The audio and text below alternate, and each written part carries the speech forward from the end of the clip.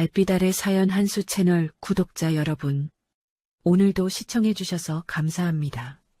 행복하고 즐거운 시간 되시길 바라며 오늘의 사연 시작하겠습니다.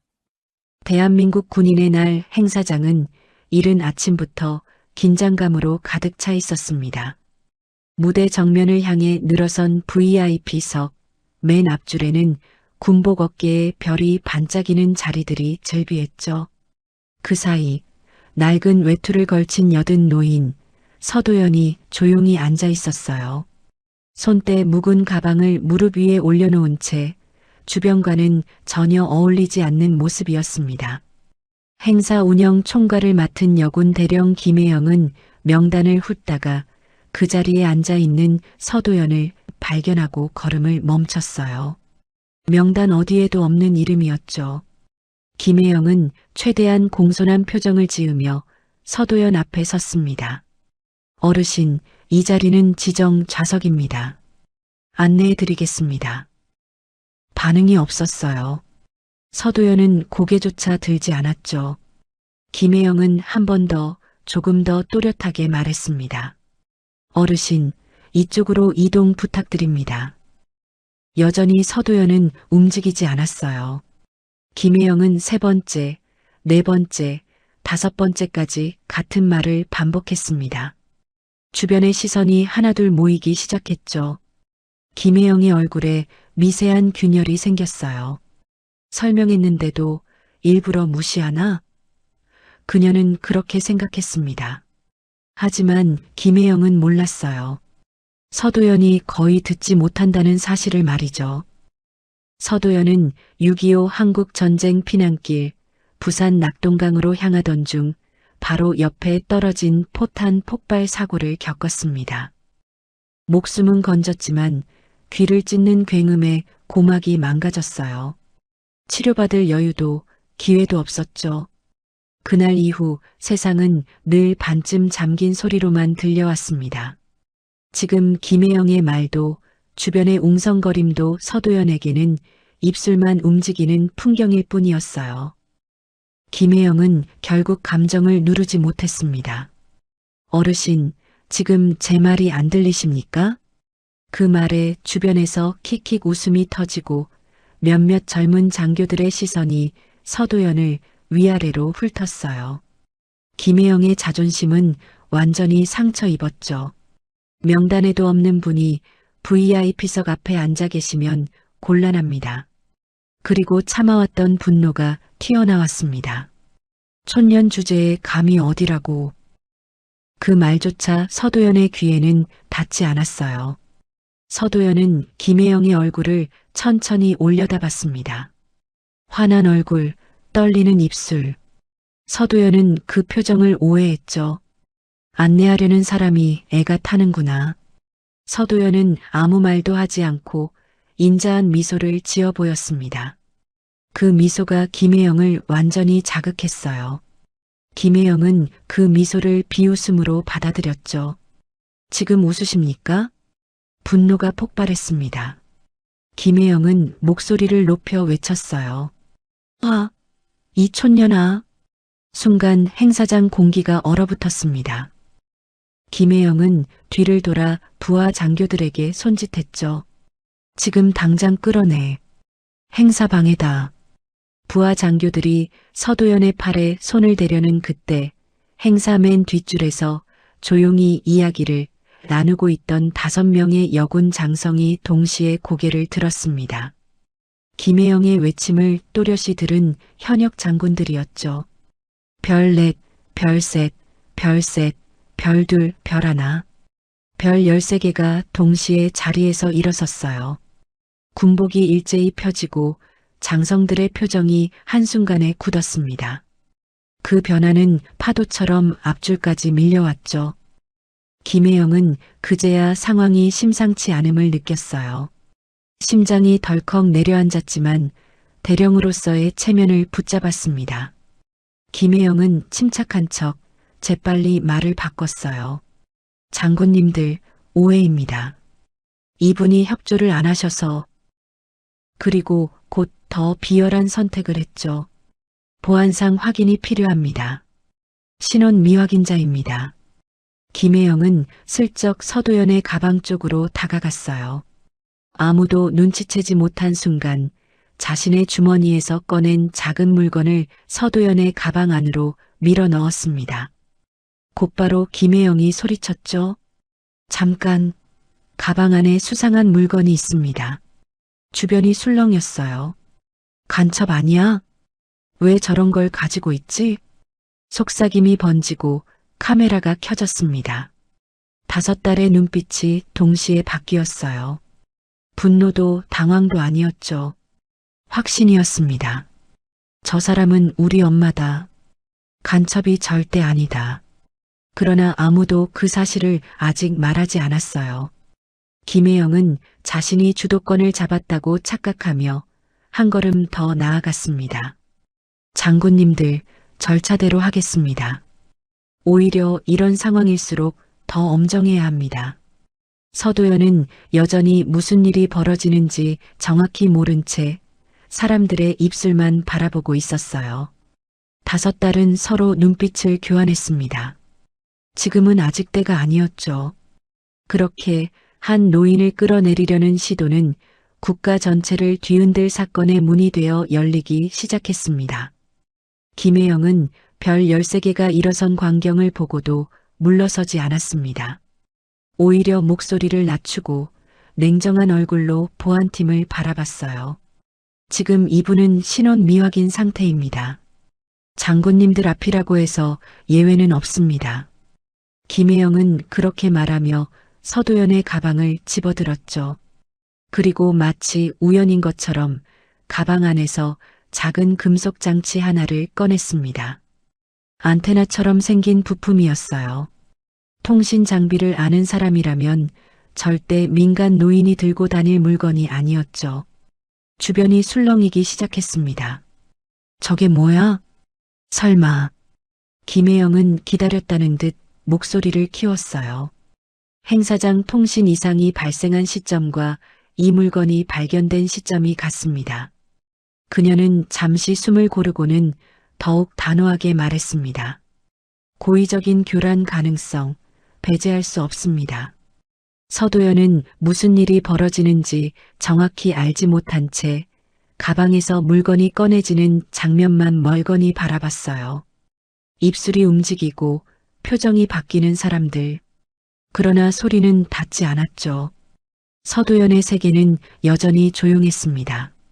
5달의 얼굴이 동시에 굳었어요. 넷째 서가을의 손이 미세하게 떨렸고 막내 서하늘의 턱선에 힘이 들어갔습니다. 그 물건이 엄마 것이 아니라는 것, 누군가 일부러 넣었다는 것을 본능처럼 느꼈죠. 하지만 아직 누구도 나서지 않았습니다. 김혜영은 그 침묵을 자신의 승기로 착각했어요. 그녀는 주변 장교들을 돌아보며 확신에 찬 표정을 지었습니다. 보십시오. 이런 물건을 소지한 것 자체가 이미 문제입니다. 김혜영의 손이 그 금속 장치를 높이 들어 올렸죠. 햇빛에 반짝이는 안테나 부분이 사람들의 시선을 끌었습니다. 몇몇 기자들이 카메라 셔터를 눌렀고 플래시가 터졌어요. 더군다나 VIP석 최전방이라는 전략적 요충지에 자리를 잡고 계셨습니다. 김혜영의 목소리는 점점 더 확신에 차 있었죠. 우연이라고 보기엔 너무나 많은 정황들이 일치합니다. 뒷줄에 서 있던 첫째 서지연의 눈빛이 차갑게 식어갔어요. 사성 장군의 얼굴에는 어떤 감정도 드러나지 않았지만 그녀의 오른손 주먹은 단단히 쥐어져 있었습니다. 둘째 서여름과 셋째 서봄은 서로 짧은 눈빛을 교환했죠. 지금 당장 뛰쳐나가 엄마를 끌어안고 싶었지만 그럴 수 없다는 걸 알고 있었어요. 김혜영은 계속해서 말을 이어갔습니다. 국가 안보를 책임지는 자리에 있는 분들이라면 더욱 잘 아실 겁니다. 이런 상황에서 원칙을 지키는 것이 얼마나 중요한지 말이죠. 그녀의 말투는 교묘했어요. 장군들을 향해 존중하는 듯한 태도를 보이면서도 동시에 그들을 압박하고 있었죠.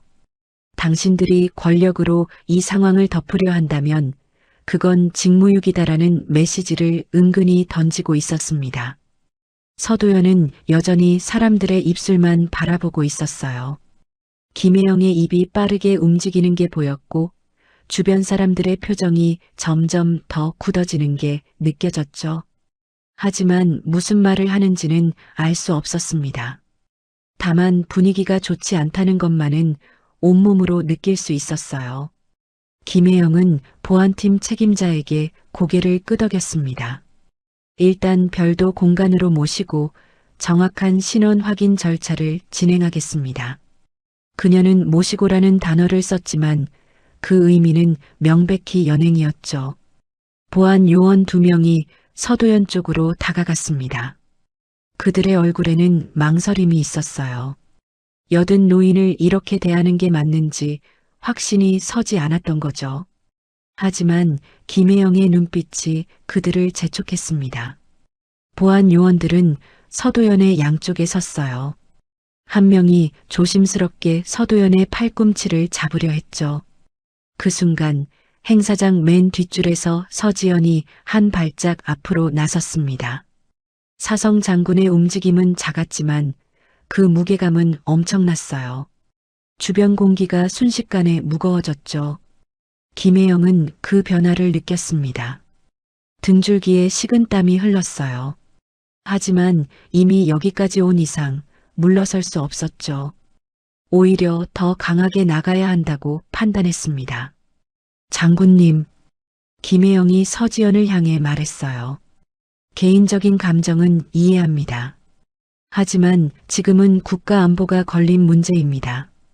그녀의 목소리에는 떨림이 있었지만 말은 멈추지 않았죠.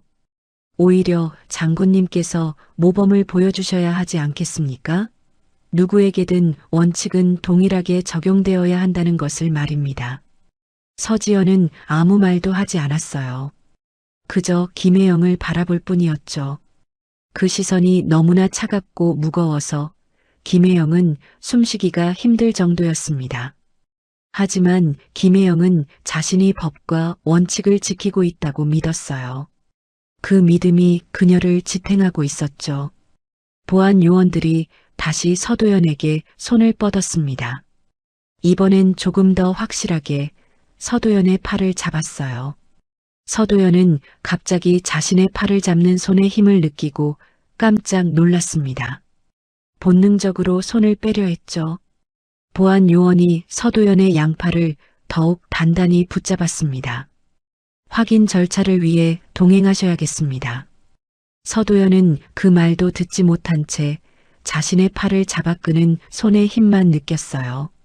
놀란 표정으로 손을 빼려다 중심을 잃고 비틀거렸죠. 여든 노인의 몸은 생각보다 훨씬 약했습니다. 평소라면 쉽게 잡았을 균형도 갑작스러운 당황스러움 속에서는 제대로 잡히지 않았어요. 그 순간 무릎이 바닥에 부딪혔습니다. 둔탁한 충격. 행사장 전체에 그 소리가 울려 퍼진 듯 했어요. 주변에서는 누군가 숨을 들이마시는 소리가 났지만 서도연의 세계는 여전히 조용했죠. 서도연은 바닥에 닿은 무릎의 통증을 느끼며 천천히 고개를 들었습니다. 사람들의 표정이 보였어요. 놀람, 당혹감, 불편함. 하지만 여전히 무슨 말을 하는지는 들리지 않았죠. 서도연은 자신이 지금 무슨 잘못을 했는지, 왜 이런 일을 당하는지 알 수 없었습니다. 다만 자신을 둘러싼 분위기가 매우 좋지 않다는 것만은 느낄 수 있었어요. 김혜영은 눈을 돌리지 않았습니다. 오히려 차갑게 말했죠. 연행하세요. 그 한마디에 5달의 인내가 끝에 다다랐어요. 막내 서하늘이 한 발짝 앞으로 나가려는 순간 첫째 서지연이 아주 미세하게 고개를 저었습니다. 아직 아니라는 신호였죠. 서하늘은 이를 악물고 발을 멈췄어요. 주먹을 너무 세게 쥔 탓에 손톱이 손바닥에 파고들었지만 그 고통조차 느껴지지 않았습니다. 서지연은 알고 있었어요. 이대로 나서면 권력으로 덮었다는 프레임이 씌워진다는 것을, 엄마를 지키기 위해 더 큰 위험을 감수해야 한다는 것을, 지금 당장의 고통보다 앞으로 엄마가 받을 모욕이 더 클 수 있다는 것을 말이죠. 둘째 서여름의 눈가가 붉어졌습니다. 삼성 장군의 눈에 눈물이 고이는 건 극히 드문 일이었어요. 그녀는 평생 감정을 절제하며 살아왔죠. 하지만 지금 바닥에 무릎을 꿇은 엄마를 보는 순간만큼은 참을 수 없었습니다. 그래도 참아야 했어요. 언니의 판단을 믿어야 했죠. 셋째 서봄은 입술을 깨물었습니다. 역시 삼성 장군인 그녀의 얼굴은 창백했어요. 엄마가 무릎을 꿇는 모습을 보는 것은 자신의 심장이 찢어지는 것 같았죠. 하지만 서봄도 알고 있었습니다. 지금 감정적으로 뛰쳐나가는 것이 엄마를 더 위험에 빠뜨릴 수 있다는 것을. 넷째 서가을은 손을 떨며 참고 있었어요. 이성 장군의 체면도 군인으로서의 냉철함도 모두 무너질 것 같았죠. 당장 뛰어가서 엄마를 안아 올리고 싶었습니다. 하지만 언니들이 움직이지 않는 이상 자신도 움직일 수 없다는 걸 알고 있었어요. 막내 서하늘은 온몸이 부들부들 떨리고 있었습니다. 일성 장군이 된 지 얼마 되지 않은 그녀에게 이 상황은 너무나 잔인했어요. 엄마가 바닥에 무릎을 꿇고 사람들의 손에 이끌려가는 모습을 그저 지켜만 봐야 한다는 것이. 하지만 첫째 언니의 눈빛을 보며 서하늘은 자신의 발을 묶었죠. 김혜영은 다섯 장군이 여전히 움직이지 않는 것을 보며 안도했습니다. 역시 군인들이구나. 원칙 앞에서는 개인적인 감정을 접는구나. 그렇게 생각했죠. 김혜영은 자신의 판단이 옳았다고, 이 상황을 잘 통제하고 있다고 믿었어요. 보안 요원들이 서도연을 일으키려 했습니다. 서도연은 천천히 몸을 일으켰어요. 무릎이 아팠지만 표정에는 드러내지 않았죠. 평생을 강인하게 살아온 사람의 습관이었습니다. 고통을 드러내지 않는 것, 약한 모습을 보이지 않는 것. 그때였습니다. 행사장 무대 뒤편에서 짧은 경고음이 울렸어요. 처음엔 작은 소리였지만 곧 여러 곳에서 동시에 울리기 시작했죠. 비프음, 경보음, 알람 소리들이 뒤섞였습니다. 사람들이 웅성거리기 시작했어요. 뭐야? 무슨 소리지? 대형 화면에 빨간 문구가 떴습니다. 시연 오류. 처음엔 단순 장비 문제처럼 보였어요. 행사장에서 흔히 일어날 수 있는 기술적 결함 정도로 여겨졌죠. 담당 기술팀이 황급히 움직이기 시작했습니다. 그러나 곧 무전기로 긴급 보고가 올라왔어요. 인근 지역 재난 연락망 일부 두절 확인. 무전기를 받은 장교의 얼굴이 굳었습니다. 그는 다시 확인을 요청했죠. 다시 말씀해 주십시오. 교통사고 신고 수신 지연 중입니다. 일부 구간 통신 장애 발생. 순간 장군들 사이에서 낮은 탄식이 흘렀어요. 이건 행사사고가 아니었습니다. 실제 국가통신망이 흔들리고 있었죠. 단순한 장비 오류라면 행사장 내부에만 국한되었을 텐데 인근 지역까지 영향을 미치고 있다는 건 심각한 문제였어요.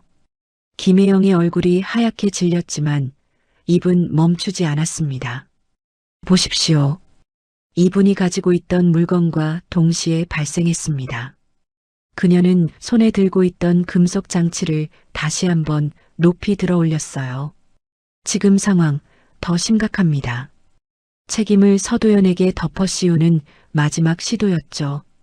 김혜영은 이 상황을 자신에게 유리하게 만들려 했습니다. 통신 장애까지 발생한 지금 서도연이라는 수상한 인물을 발견하고 조치를 취한 자신의 판단이 옳았다고 주장할 수 있는 완벽한 타이밍이었어요. 이것 보십시오. 우연히 이렇게 많을 수 있습니까?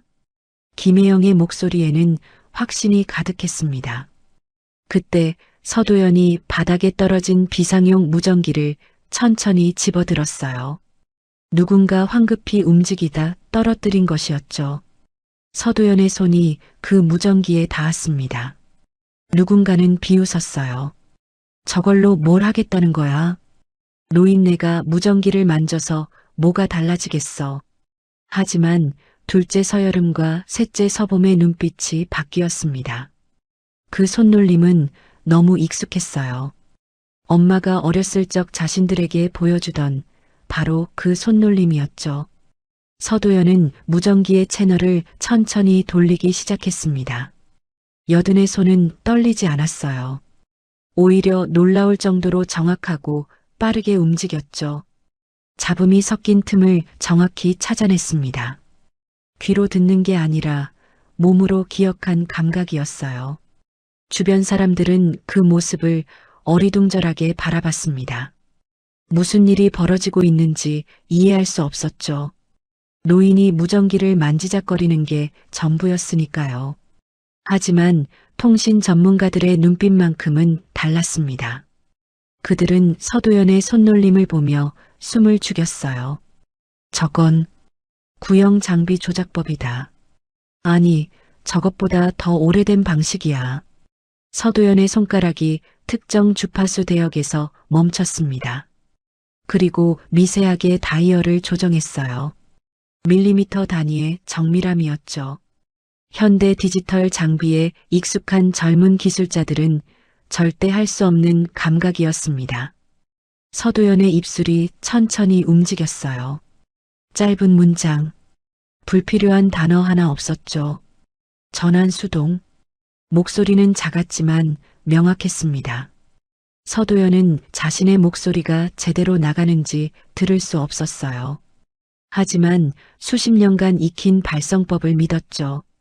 무전기의 송신 버튼을 누르는 압력, 입술과 혀의 위치, 호흡의 깊이, 모든 것이 몸에 새겨진 기억이었습니다. 주파수 이쪽? 주변은 숨조차 쉬지 못했어요. 김혜영의 얼굴에서 혈색이 사라졌죠. 설마 하는 생각이 머릿속을 스쳤지만 부정하고 싶었습니다. 이건 우연일 거라고, 노인이 아무렇게나 만지작거리는 것일 뿐이라고 믿고 싶었어요. 몇 초가 흘렀습니다. 길고도 짧은 시간이었죠. 그리고 무전기에서 또렷한 음성이 돌아왔어요. 확인. 전환 절차 개시합니다. 행사장이 순간 정지한 것 같았습니다. 모든 사람이 서도연과 무전기를 번갈아 바라봤어요. 믿을 수 없다는 표정들이었죠. 대형 화면의 빨간 경고 문구가 깜빡이기 시작했습니다. 그리고 천천히 사라졌어요. 시스템 정상화 중이라는 녹색 문구가 그 자리를 대신했죠. 재난 연락망 지표가 하나씩 정상으로 돌아오기 시작했습니다. 기술팀 책임자가 황급히 보고했어요. 통신망 복구 확인됩니다. 교통신고 접수 재개되었습니다. 인근 지역 연락망 모두 정상입니다. 행사장은 정적에 잠겼습니다. 아무도 말을 하지 못했어요. 방금 무슨 일이 일어난 건지 어떻게 받아들여야 할지 몰랐죠. 여든 노인이 무전기 하나로 국가 통신망을 복구했다는 사실이 너무나 비현실적으로 느껴졌습니다. 김혜영은 믿을 수 없다는 얼굴로 서도연을 바라봤어요. 손에 들고 있던 금속 장치가 덜컹 바닥에 떨어졌죠. 그녀의 머릿속이 하얗게 변했습니다. 이건 말이 안 돼. 자신이 간첩으로 몰아세운 노인이 방금 국가 통신망을 복구했어요. 이게 대체 무슨 상황인지 이해할 수 없었습니다. 서도연은 무전기를 조심스럽게 바닥에 내려놓았어요. 그리고 다시 조용히 앉았죠. 표정에는 아무런 변화가 없었습니다. 당연한 일을 했을 뿐이라는 듯한 얼굴이었어요. 서도연에게는 정말 당연한 일이었죠. 통신이 끊기면 복구한다. 그게 자신이 평생 해온 일이었으니까요. 뒷줄에 서 있던 5딸의 눈에서 눈물이 흘러내렸습니다. 서지연은 입술을 깨물며 눈물을 참았어요. 사성 장군이 사람들 앞에서 우는 건 있을 수 없는 일이었죠. 하지만 눈가를 적시는 눈물만큼은 막을 수 없었습니다. 서여름과 서봄은 서로의 손을 꼭 잡았어요. 두 삼성 장군의 손이 부들부들 떨리고 있었죠. 엄마가 평생 무슨 일을 해왔는지, 어떤 사람이었는지 지금 이 순간만큼 명확하게 깨달은 적이 없었습니다. 서가을은 고개를 숙였어요. 이성 장군의 어깨가 미세하게 떨렸죠. 자신이 얼마나 엄마를 몰랐는지, 얼마나 무지했는지 뼈저리게 느꼈습니다. 서하늘은 두 손으로 얼굴을 감싸 쥐었어요. 일성 장군의 눈에서 눈물이 주르르 흘러내렸죠. 엄마를 지키지 못한 자신이, 바닥에 무릎 꿇은 엄마를 그저 지켜만 본 자신이 너무 부끄러웠습니다. 주변 장교들이 웅성거리기 시작했어요. 저분이 누구시지? 어떻게 저런 일이? 대체 무슨? 김혜영은 여전히 서 있었지만 다리에 힘이 풀려가고 있었어요. 자신이 무슨 짓을 한 건지, 누구에게 그런 말을 한 건지 깨닫기 시작했죠. 촌년이라고 했던 그 말이, 이 촌년아라고 외쳤던 그 목소리가 귓가에 맴돌았습니다. 그제야 사성 장군 서지연이 천천히 앞으로 걸어 나왔습니다. 군복이 펴지는 소리가 들렸어요. 군화가 바닥을 딛는 소리가 규칙적으로 울렸죠. 모든 사람의 시선이 서지연에게 집중되었습니다. 서지연은 서도연 앞에 섰어요. 그리고 단정히 거수 경례를 했죠. 사성 장군의 경례. 대한민국 군에서 가장 무거운 경례 중 하나였습니다. 그 경례의 대상은 김혜영이 아니었어요. 다른 장군들도 아니었죠. 바로 서도연이었습니다. 여든 노인, 낡은 외투를 입고 손때 묻은 가방을 든 방금 전까지 간첩 취급을 받던 그 노인에게 바치는 경례였어요. 행사장의 공기가 완전히 바뀌었습니다. 무언가 엄청난 일이 벌어지고 있다는 걸 모두가 느꼈죠. 서지연이 입을 열었어요. 목소리는 떨렸지만 또렷했습니다. 보고합니다. 짧은 침묵 후 서지연은 계속 말했죠. 이분은 국가통합통신체계의 초기 설계자. 서지연의 목소리가 잠시 멈췄어요. 감정이 북받쳐 올라왔지만 참아냈죠. 서도연 선생님입니다. 현장이 뒤집혔습니다. 서지연의 말이 끝나자마자 행사장 전체가 술렁이기 시작했습니다. 서도연? 그 서도연 말인가? 국가통신체계 설계자라고? 몇몇 나이든 장성들의 얼굴이 하얗게 질렸어요. 그들은 알고 있었죠. 서도연이라는 이름이 무엇을 의미하는지, 대한민국 통신 인프라의 뿌리에 그 이름이 새겨져 있다는 것을. 하지만 대부분의 사람들은 그저 전설처럼 들었던 이름일 뿐 실존 인물인지조차 몰랐습니다. 둘째 서여름이 앞으로 나섰어요. 삼성 장군의 얼굴은 여전히 굳어 있었지만 목소리만큼은 단호했죠. 추가 보고 드리겠습니다.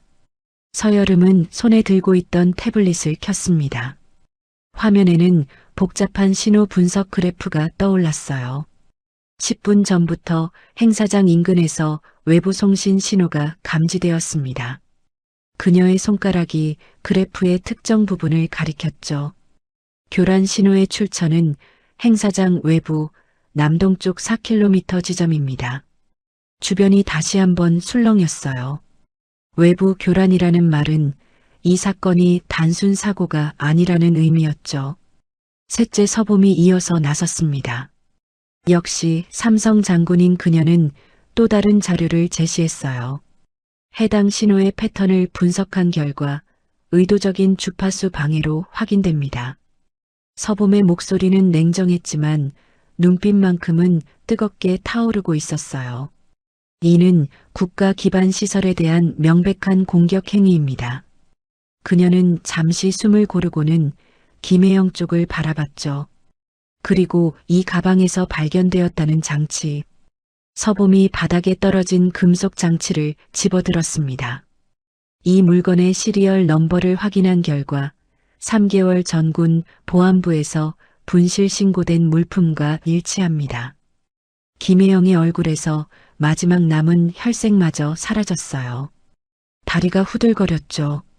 분실 신고 당시 담당자는 서범이 기록을 확인하며 말했습니다. 김혜영 대령, 당신입니다. 순간 행사장이 얼어붙었어요. 모든 시선이 김혜영에게 쏠렸죠. 김혜영은 입술을 떨며 뒤로 물러섰습니다. 아니, 그건 말이 제대로 나오지 않았어요. 변명을 하려 해도 무슨 말을 해야 할지 머릿속이 하얗게 변했죠. 넷째 서가을이 차갑게 말했습니다. CCTV 기록을 확인한 결과도 있습니다. 이성 장군의 목소리는 얼음처럼 차가웠어요. 오늘 오전 9시 32분 김혜영 대령이 서도연 선생님의 가방에 접근하는 장면이 포착되었습니다. 서가을이 태블릿 화면을 돌려 보여주었어요. 거기에는 김혜영이 서도연의 가방에 무언가를 넣는 장면이 선명하게 담겨 있었죠. 슬로우 모션으로 재생되는 영상 속에서 김혜영의 손이 주머니에서 물건을 꺼내 가방 안으로 밀어 넣는 모습이 적나라하게 드러났습니다. 이건 조작입니다. 김혜영이 외쳤어요. 하지만 그 목소리에는 확신이 없었죠. 떨리는 목소리, 식은땀이 흐르는 얼굴. 거짓말쟁이의 전형적인 모습이었습니다. 막내 서하늘이 마지막으로 나섰어요. 일성 장군의 어린 얼굴에는 분노가 가득했죠. 그리고 가장 중요한 사실, 서하늘의 목소리가 떨렸습니다. 분노를 억누르느라 목소리를 짜내듯 말했어요. 서도연 선생님은 한국 전쟁 당시 포격으로 청력을 거의 잃으셨습니다. 행사장에 있던 모든 사람이 숨을 죽였어요. 선생님은 당신의 말을 듣지 못하셨습니다. 처음부터 끝까지 단 한마디도. 서하늘의 눈에서 눈물이 흘러내렸죠. 그럼에도 당신은 선생님을 간첩으로 몰아세웠고 촌년이라 불렀으며 바닥에 무릎 꿇게 만들었습니다. 김혜영은 그 자리에서 무너져 내렸어요. 무릎이 꺾이며 바닥에 주저앉았죠. 자신이 무슨 짓을 한 건지 이제야 완전히 깨달았습니다. 듣지 못하는 노인에게 소리를 지르고 모욕하고 간첩으로 몰아세운 거예요. 그것도 국가를 위해 평생을 바친 사람에게. 저는 몰랐습니다. 김혜영의 목소리는 거의 울음에 가까웠어요. 정말 몰랐습니다. 하지만 그 변명은 아무 의미가 없었죠. 모르는 것이 면죄부가 될 수 없었습니다. 오히려 더 큰 죄였어요. 알려고 하지 않았고 확인하지 않았고 그저 자신의 판단만을 믿고 한 사람을 짓밟았으니까요. 서지연이 다시 입을 열었습니다. 서도연 선생님은 1953년부터 1978년까지 25년간 국가통신체계 구축에 헌신하셨습니다. 그녀의 목소리에는 자부심이 담겨 있었어요. 전쟁의 폐허 속에서 아무것도 없는 상황에서 맨손으로 시작하셨죠. 서여름이 이어받았습니다. 선생님이 설계하신 통신망은 지금도 대한민국 전역에서 작동하고 있습니다. 서봄이 말했어요. 선생님의 백업 시스템 설계 덕분에 수많은 재난 상황에서 통신이 유지되었습니다. 서가을이 덧붙였죠. 선생님이 만드신 매뉴얼은 지금도 통신 장교들의 교본으로 쓰이고 있습니다. 서하늘이 마지막으로 말했어요. 그리고 선생님은 우리 5자매의 어머니이십니다. 행사장이 완전히 조용해졌습니다. 별 13개, 사성 장군 1명, 삼성 장군 2명, 이성 장군 1명, 일성 장군 1명. 그들이 모두 한 사람의 딸이라는 사실에 모두가 충격을 받았어요. 누군가 작게 중얼거렸습니다. 별 13개를 키운 어머니. 또 다른 사람이 말했죠. 그것도 혼자서. 서도연은 여전히 조용히 앉아 있었어요. 딸들이 무슨 말을 하는지, 주변이 어떻게 변하고 있는지 정확히 알지 못했죠. 다만 딸들이 앞에 나와 서 있다는 것, 그리고 분위기가 조금 달라졌다는 것만 느낄 수 있었습니다. 서지연이 서도연에게 다가갔어요. 그리고 무릎을 꿇고 앉았죠. 사성 장군이 무릎을 꿇는 모습에 사람들은 또 한 번 숨을 죽였습니다. 어머니, 서지연이 서도연의 손을 잡았어요. 서도연은 딸의 입술이 움직이는 걸 보며 무슨 말인지 짐작했죠. 서도연의 입가에 미소가 번졌습니다. 걱정 마, 괜찮아. 그런 의미의 미소였어요. 나머지 네 딸도 차례로 무릎을 꿇었습니다. 별 13개가 모두 한 사람 앞에 무릎을 꿇은 거예요. 행사장의 분위기는 완전히 바뀌어 있었습니다. 아까까지만 해도 의심과 냉소로 가득했던 시선들이 이제는 경외와 존경으로 변해 있었어요. 사람들은 서도연을 바라보며 고개를 숙였죠. 누군가는 부끄러워하는 표정이었고 누군가는 감동으로 눈시울을 붉히고 있었습니다. 김혜영은 여전히 바닥에 주저앉아 있었어요. 보안 요원들이 그녀에게 다가왔죠. 이번에는 서도연이 아니라 김혜영을 연행하기 위해서였습니다. 김혜영은 저항하지 않았어요. 저항할 힘도 명분도 남아있지 않았죠. 대령님, 동행하셔야겠습니다. 보안 요원의 목소리는 차갑고 단호했습니다. 김혜영은 고개를 들어 서도연을 바라봤어요. 사과의 말을 하고 싶었지만 입이 떨어지지 않았죠. 무슨 말을 해도 용서받을 수 없다는 걸 알고 있었습니다. 김혜영이 끌려가는 동안 행사장에는 무거운 침묵이 흘렀어요. 그 침묵을 깬 건 행사 주최 측 책임자였습니다. 삼성 장군인 그는 서둘러 서도연에게 다가왔죠. 선생님, 정말 죄송합니다. 이런 일이 일어나다니. 그의 목소리는 떨리고 있었어요. 책임자로서의 무게감이 그를 짓누르고 있었죠. 하지만 서도연은 그의 말을 듣지 못했습니다. 다만 그가 허리를 깊이 숙이는 모습만 볼 수 있었어요. 서지연이 일어나 책임자에게 말했습니다. 어머니는 청력이 거의 없으십니다. 필담으로 소통해야 합니다. 책임자는 황급히 종이와 펜을 꺼냈어요. 떨리는 손으로 글씨를 써내려갔죠. 선생님, 깊이 사죄드립니다. 제대로 확인하지 못한 저희의 잘못입니다. 서도연은 그 글을 천천히 읽었습니다. 그리고 고개를 저었어요. 괜찮다는 듯이. 서도연은 자신의 가방에서 낡은 수첩과 펜을 꺼냈죠. 손때가 묻어 표지가 반질반질한 수첩이었습니다. 서도연이 글을 쓰기 시작했어요. 젊은 사람이 실수할 수도 있지요. 괜찮습니다. 그 글씨는 또박또박하고 정확했습니다. 여든의 손으로 쓴 글씨라고는 믿기지 않을 정도로 힘이 있었어요. 책임자는 그 글을 읽고 더욱 고개를 숙였죠. 주변에 모여있던 장성들이 하나둘씩 서도연에게 다가왔습니다. 그들 중 몇몇은 서도연을 직접 알고 있는 사람들이었어요. 70대 후반의 한 예비역 대장이 서도연 앞에 섰죠. 선생님, 저 기억하십니까? 1975년 강원도 최전방 통신기지에서. 그는 말을 잇지 못하고 눈물을 흘렸습니다. 서도연은 그의 얼굴을 한참 들여다봤어요. 그리고 천천히 고개를 끄덕였죠. 기억한다는 의미였습니다. 예비역 대장은 서도연의 손을 꼭 잡았어요. 그때 선생님이 아니었다면 저희는 모두 얼어 죽었을 겁니다. 그의 목소리는 떨렸습니다. 50년 전 그 겨울, 통신기지에 고립되었던 젊은 병사들. 통신이 두절되고 보급이 끊기고 눈보라가 몰아치던 그때 서도연이 직접 산을 넘어 그들을 찾아왔었죠. 그리고 통신을 복구하고 구조를 요청했습니다. 선생님은 우리의 은인이십니다. 또 다른 장성이 다가왔어요. 60대 중반의 이성 장군이었죠. 선생님께서 만드신 비상통신 프로토콜, 지금도 쓰고 있습니다. 그는 경례를 올렸습니다. 서도연은 조용히 미소 지으며 답례했어요.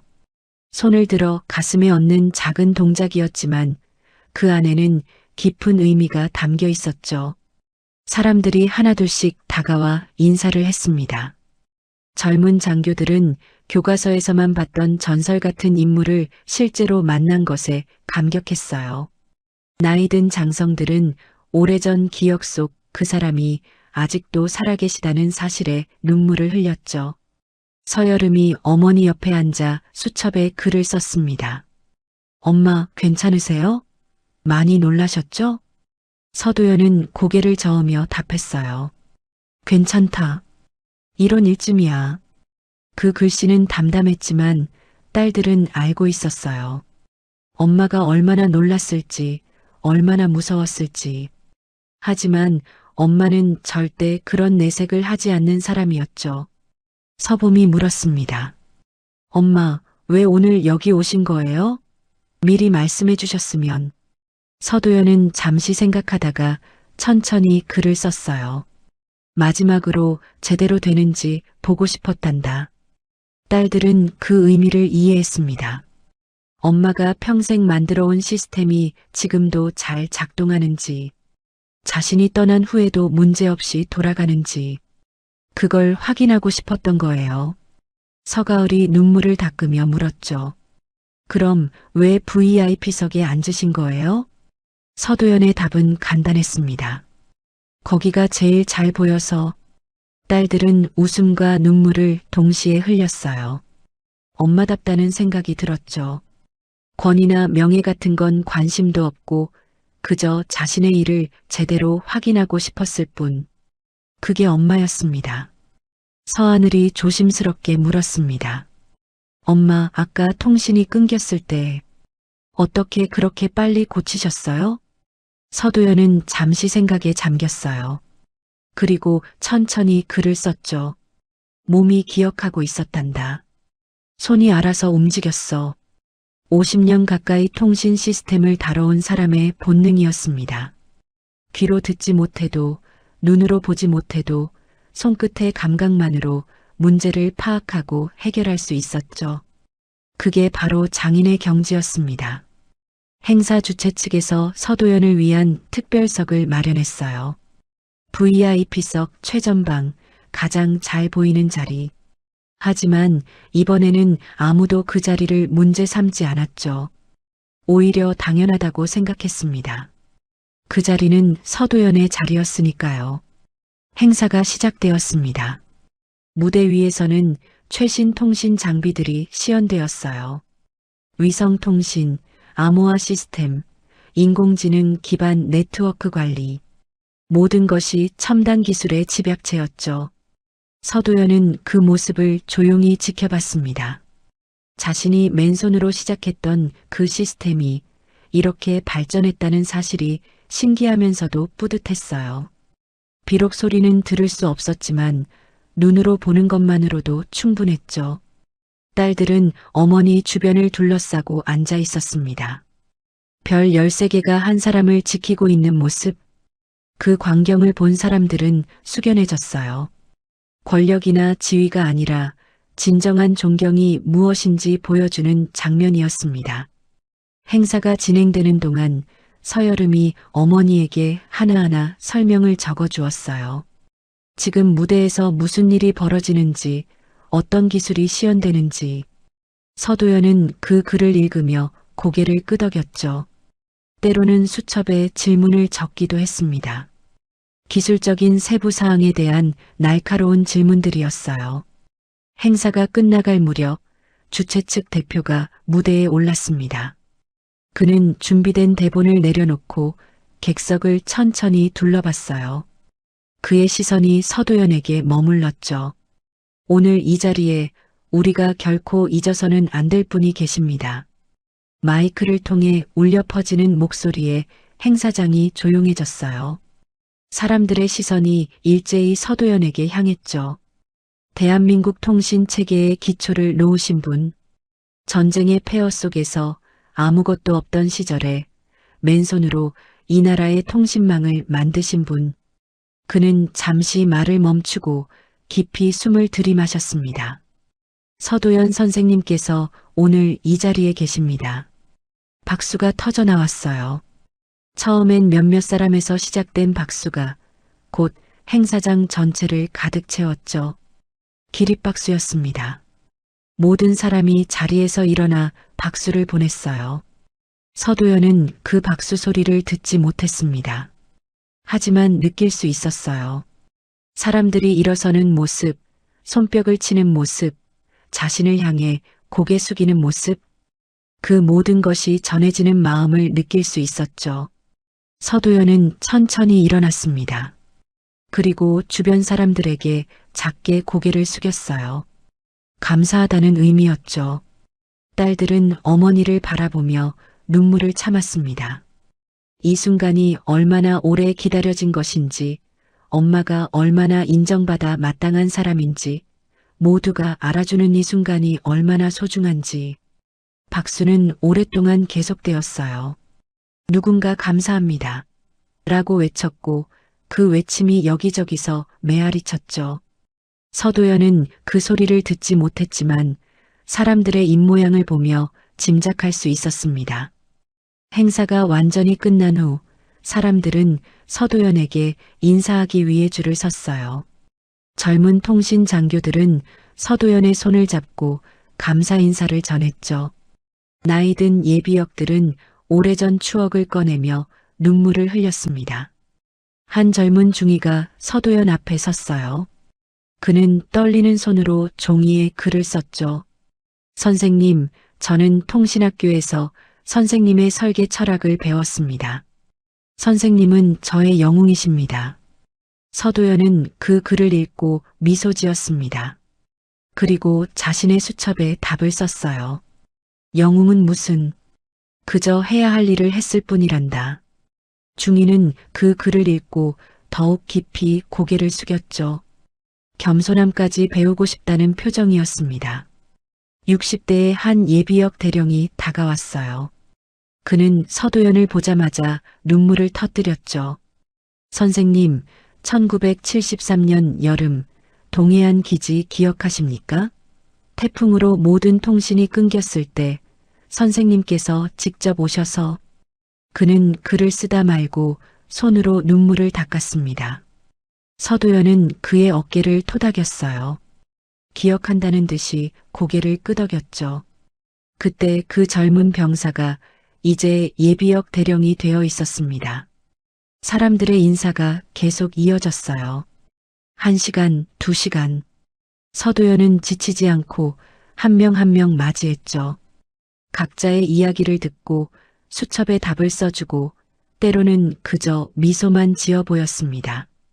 서지연은 어머니의 그 모습을 보며 깨달았어요. 엄마가 평생 무엇을 위해 살아왔는지, 무엇이 엄마를 지탱하게 했는지, 바로 이런 순간들이었죠. 자신이 만든 것이 누군가에게 도움이 되고 자신이 한 일이 누군가를 살리고 그 사람들이 기억해 주는 것. 해가 기울기 시작했습니다. 행사장에는 이제 가족들만 남아 있었어요. 5딸과 서도연, 별 13개와 한 사람. 서여름이 어머니의 손을 잡았습니다. 엄마, 우리가 몰랐어요. 엄마가 이렇게 대단한 일을 하셨는지. 서도연은 수첩에 답을 썼어요. 대단한 일이 아니란다. 그저 너희를 먹여 살리려고 일했을 뿐이야. 서봄이 고개를 저었죠. 아니에요, 엄마. 엄마는 나라를 만드셨어요. 우리가 지금 이렇게 통신할 수 있는 것도, 재난 상황에서 구조를 요청할 수 있는 것도 모두 엄마 덕분이에요. 서도연은 잠시 생각에 잠겼습니다. 그리고 천천히 글을 썼죠. 그냥 누군가는 해야 하는 일이었어. 전쟁이 끝나고 모든 게 무너졌을 때 누군가는 다시 세워야 했잖니. 서가을이 물었습니다. 그런데 왜 우리한테는 한 번도 말씀 안 하셨어요? 서도연의 답은 간단했어요. 말할 필요가 없었으니까. 너희는 너희 일을 하면 되는 거였어. 서하늘이 눈물을 흘리며 말했죠. 엄마, 우리가 군인이 된 건 엄마 때문이었어요. 엄마가 나라를 위해 사신 모습을 보고 자랐으니까요. 서도연은 놀란 표정을 지었습니다. 그리고 수첩에 물음표를 크게 그렸어요. 정말 그랬냐는 의미였죠. 5달이 고개를 끄덕였습니다. 엄마는 항상 밤늦게까지 일하셨잖아요. 우리가 자는 줄 알고 조용히 일하셨지만 우린 다 알고 있었어요. 엄마가 추운 겨울에도 현장에 나가시는 거 우린 다 봤어요. 엄마가 돌아오시면 손이 꽁꽁 얼어 있었고 그래도 우리한테는 괜찮다고 웃으셨죠. 엄마가 밥을 걸으면서까지 일하시는 걸 보면서 우리도 나라를 위해 뭔가 해야겠다고 생각했어요. 그래서 우리 5 모두 군인이 되었어요. 엄마처럼. 서도연의 눈에 눈물이 고였습니다. 평생 울지 않고 살아온 사람의 눈에 처음으로 눈물이 맺혔어요.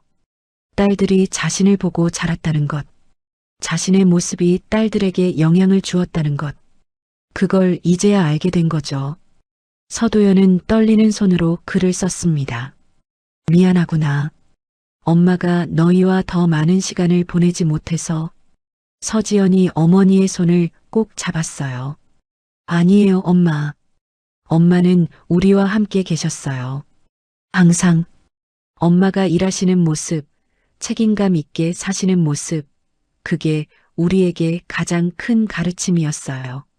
저녁 해가 완전히 지고 행사장에는 부드러운 조명만 남았습니다. 5달은 군복 차림 그대로 어머니 앞에 일렬로 섰어요. 별 4, 별 3, 별 3, 별 2, 별 1. 별 13개가 한 사람 앞에 섰죠. 서도연은 딸들을 천천히 바라봤습니다.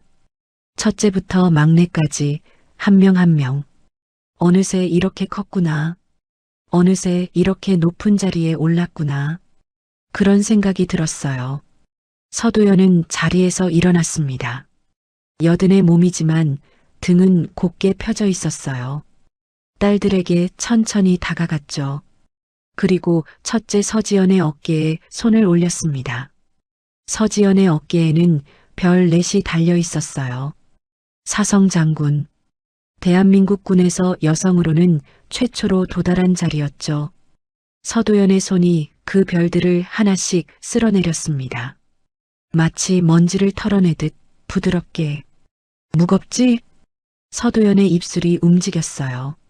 소리는 나지 않았지만 딸들은 그 입모양을 읽을 수 있었죠. 서지연의 눈에서 눈물이 흘러내렸습니다. 사성 장군이 사람들 앞에서 우는 건 아마도 처음 있는 일이었어요. 네, 엄마. 무거워요. 서지연은 소리내어 답했지만 어머니는 듣지 못했죠. 하지만 그 표정만으로도 충분했습니다. 서도연은 딸의 머리를 쓰다듬었어요. 서도연은 둘째 서여름에게로 갔습니다. 별 3이 빛나는 어깨, 삼성 장군의 자리. 서도연의 손이 또다시 별들을 쓸어내렸어요. 무겁지? 같은 질문, 같은 손길. 서여름도 고개를 끄덕이며 눈물을 흘렸습니다. 네, 엄마. 정말 무거워요. 서도연은 셋째 서봄에게 갔어요. 역시 별색. 서봄의 어깨를 어루만지며 같은 말을 했죠. 무겁지? 서봄은 고개를 숙였습니다. 어깨가 떨렸어요. 무거워요, 엄마. 하지만 엄마가 지셨던 무게보다는 가벼워요. 넷째 서가을. 별들이 빛나는 어깨였죠. 서도연의 손이 그 별들을 어루만졌습니다. 무겁지? 서가을은 울먹이며 대답했어요. 무거워요. 그런데 엄마는 혼자서 우리 5을 키우시면서 이보다 더 무거운 걸 지셨잖아요. 마지막으로 막내 서하늘. 별 하나가 달린 어깨. 가장 어리지만 그 별의 무게는 다른 누구의 것과 다르지 않았어요. 무겁지? 서하늘은 엄마의 품에 안겼습니다. 일성 장군이 수많은 부하들을 거느린 장교가 어린아이처럼 엄마 품에 안겨 울었어요. 무거워요, 엄마. 너무 무거워요. 어떻게 견뎌야 할지 모르겠어요. 서도연은 막내의 등을 토닥였습니다. 딸들이 무슨 말을 하는지 정확히 듣지는 못했지만 다 알 수 있었어요. 저 무게가 얼마나 무거운지, 저 책임이 얼마나 힘든지. 서도연은 딸들을 차례로 안아주었습니다. 한 명 한 명, 꼭. 말없는 포옹이었지만 그 안에 모든 것이 담겨 있었어요. 미안함, 자랑스러움, 사랑, 격려. 한참 후 서도연은 자신의 수첩을 꺼냈습니다. 그리고 천천히 글을 쓰기 시작했어요. 딸들은 그 글을 함께 읽었죠. 너희가 군인이 된 건 엄마 때문이라고 했지. 하지만 엄마는 너희가 행복했으면 좋겠구나. 군인이든 뭐든 행복하면 그걸로 됐어. 서도연은 잠시 멈췄다가 다시 썼습니다. 별이 무겁다고 했지? 맞아. 무거워. 하지만 그 무게를 견딜 수 있는 사람만 달 수 있는 거란다. 너희는 그럴 자격이 있어. 딸들은 눈물을 닦으며 고개를 끄덕였어요. 서도연은 또 한 줄을 더했습니다. 오늘 일은 잊어라. 엄마는 괜찮아. 다만 너희가 상처받을까봐 걱정이었어. 서지연이 수첩을 받아 답을 썼습니다. 엄마, 우리는 괜찮아요. 오히려 오늘 엄마가 얼마나 대단한 분인지 다시 알게 됐어요. 자랑스러워요. 서도연은 빙그레 웃었어요. 그리고 마지막 한 줄을 썼죠. 자랑스러운 건 엄마야. 너희 다섯이 이렇게 훌륭하게 자라줘서 엄마는 세상에서 가장 부자야. 다섯 딸은 다시 한번 어머니를 안았습니다. 이번에는 5명이 함께 어머니를 둘러싸고 별 13개가 한 사람을 감싸는 모습, 그 광경은 누가 봐도 아름다웠어요. 밖에서는 행사장 정리가 한창이었습니다. 오늘 일어난 일들이 입에서 입으로 전해지고 있었어요.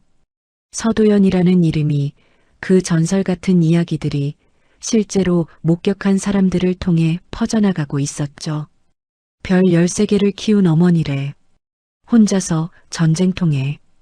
그것도 나라를 위해 일하면서 청력을 잃으셨는데도 사람들은 고개를 저으며 감탄했습니다. 믿기지 않지만 실제로 일어난 일이었죠. 김혜영의 일은 빠르게 처리되었어요. 군 검찰이 즉시 수사에 착수했고 증거는 명백했죠. 조작, 무고, 직권남용. 여러 혐의가 그녀를 기다리고 있었습니다. 하지만 서도연은 처벌을 원하지 않았어요. 수첩에 이렇게 썼죠. 젊은 사람이 실수할 수도 있어요. 용서해 주세요. 그 말에 다들 놀랐습니다. 모욕을 당하고 간첩 누명까지 썼는데 용서한다니. 하지만 서도연에게는 그게 당연한 일이었어요. 증오와 복수보다는 이해와 용서. 그게 서도연이 평생 살아온 방식이었죠. 며칠 후 국방부는 공식 사과문을 발표했습니다. 그리고 서도연에게 특별공로 훈장을 수여하기로 결정했어요. 하지만 서도연은 거절했죠. 수첩에 이렇게 썼습니다. 훈장은 필요 없어요. 그저 제가 만든 시스템이 잘 작동하는 걸 봤으니 그걸로 충분합니다. 그럼에도 불구하고 사람들은 서도연을 기억하기 시작했어요. 통신학교에는 서도연의 사진이 걸렸고 그의 업적을 소개하는 전시관이 만들어졌죠. 교과서에도 그 이름이 실렸습니다. 하지만 정작 서도연은 조용히 일상으로 돌아갔어요. 작은 집에서 손때 묻은 수첩과 함께 여전히 조용한 세계에서 살아가고 있었죠. 다만 이제는 달라진 게 하나 있었습니다. 딸들이 더 자주 찾아왔어요. 바쁜 와중에도 시간을 내서 어머니와 함께 차를 마시고 수첩의 이야기를 나누었죠. 어느 일요일 오후 5딸이 모두 모였습니다. 군복이 아닌 평상복을 입고 별이 아닌 그저 딸로서 서도연은 딸들에게 차를 내어주며 미소 지었어요. 서지연이 수첩에 썼습니다.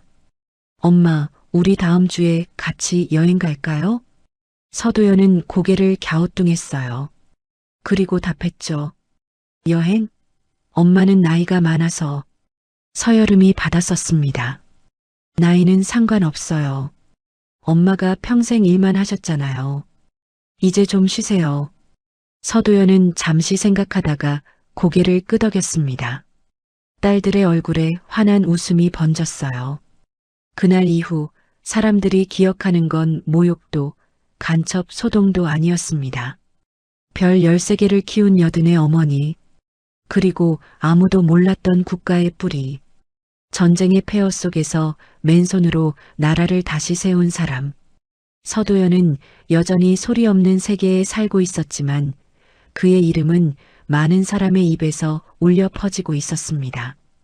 침묵 속에서 가장 큰 울림을 만든 사람, 들리지 않는 귀로 나라의 소리를 연결한 사람, 그리고 무엇보다 5딸에게 가장 위대한 스승이었던 사람. 서도연의 수첩 마지막 장에는 이런 글이 적혀 있었습니다. 행복은 거창한 데 있지 않아. 내가 한 일이 누군가에게 도움이 되고 내 아이들이 건강하게 자라주고 그걸로 충분해. 별 13개의 무게를 견뎌낸 어머니의 가장 단순하면서도 가장 깊은 진리였습니다.